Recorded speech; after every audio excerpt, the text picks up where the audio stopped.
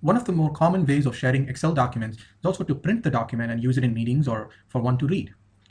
In this video, we will learn about how to print from your Excel document. So let's go to the File menu, File, and then click Print. And you will see here a preview of what you're going to print on the right side. And here we have 2 pages, so it shows 1 of 2, and we can go to the next one and see the second page. And this is our preview, and at the right bottom corner, you can click on this one to show margins or not to show margins. Margins are nothing but the white space on the edges of your paper. And then I can zoom in to a level, and then I can zoom out back.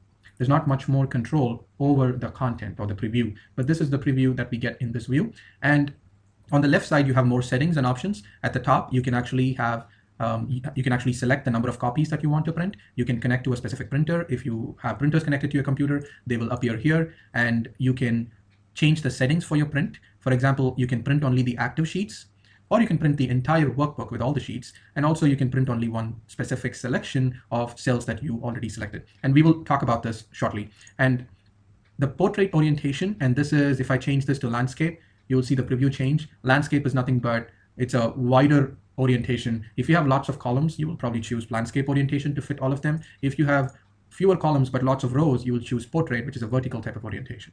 You can choose the different pages depending on the page you want to print on in your printer.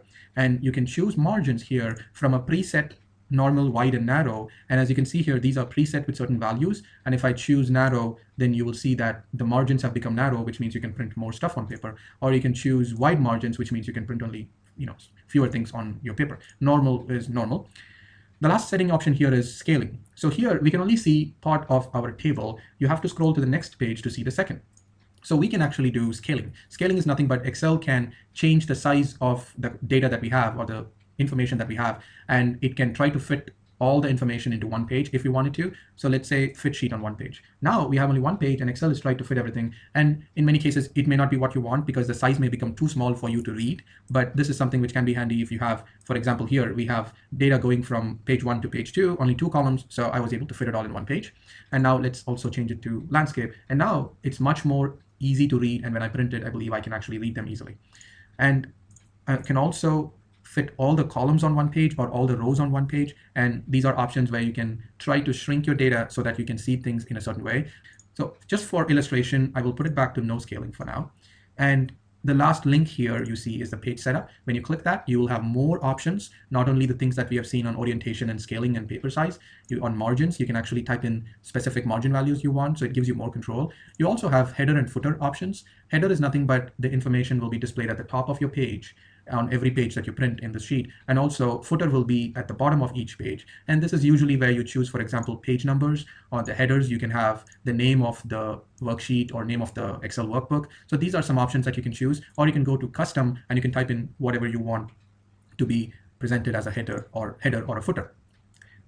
And I'm going to click cancel because we don't want to make any of those changes now. Now, there are also other views that we can have. For example, we talked about this preview not being very good or detailed in some cases. So you can use, for example, the view ribbon here. When we go to the view ribbon, there is a page layout view. And if I click the page layout view, it'll actually display the pages, how they're going to be printed. And this is probably the best view you're going to get of what is going to be printed in one page and not the other. And so here we can see that this column is actually going to move into the second page. And this is the best view. You can zoom in however you want to see clearly. You can also change the content of your cell because you actually have control, or you have access to all the commands that you need to have.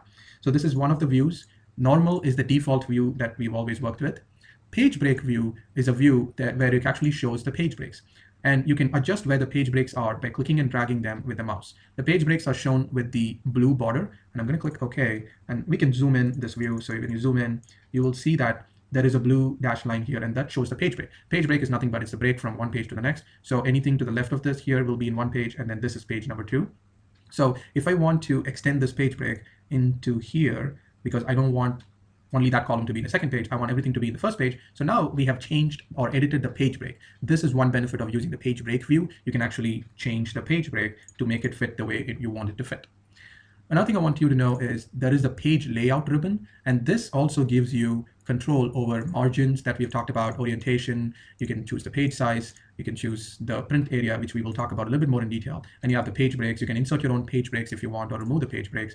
So all of this page setup when you click this arrow, this should be familiar to you. So all of this is now here also in some of the most commonly used options are available in the ribbon, but you have more control over here. And if you've noticed, by default, Excel will actually print the active data. What that means is that Excel doesn't print all the 17 billion cells we have. Excel is detecting, in this case, the last active cell is this cell here. So when we try to print, Excel will only print from A1 until here. So Excel detects the active area in a worksheet so that it only prints that. And that's why when we went and said print, Excel was only showing us this. We didn't do any specific selection. Excel was able to detect the first cell and the last active cell. And this is how Excel behaves by default. But in some cases, you may want to control which cells get printed. So for example, I can just choose only these cells. And if I want only this to be printed, I can go here to the page layout ribbon, print area, set print area. So now Excel will show us a preview here with a dotted line here and say this is what is going to be printed. So let me go and choose print. And you will see in the print preview only those information that we selected. So now we made one set of cells, or we selected one set of cells, and Excel is able to print them specifically. We can go back and let's say I want to add another group of cells at the bottom here. So I'm going to go to page layout, and now I have another option to say add to print area. So I'm going to click this, and now let's go back and view the print preview. And now you see only the first set here, but when you go to the next page, you see the second set. So Excel can print multiple ranges of cells. They will print them in separate pages, but you can select them and then print all of them together in one print. If I click print here, Excel will print two pages, one with this set of data, and the second page will have the second set of data. Now, finally, let's see how we can print charts. So I'm going to go back to our report worksheet where we have charts. So once I select the chart and I'm going to hit File, Print, the shortcut for this is Control P. And when you do File, Print, you see that only the chart is selected. Nothing else is selected. So when you have a chart selected and then you do File, Print or Control P, then you actually are able to print that chart separately.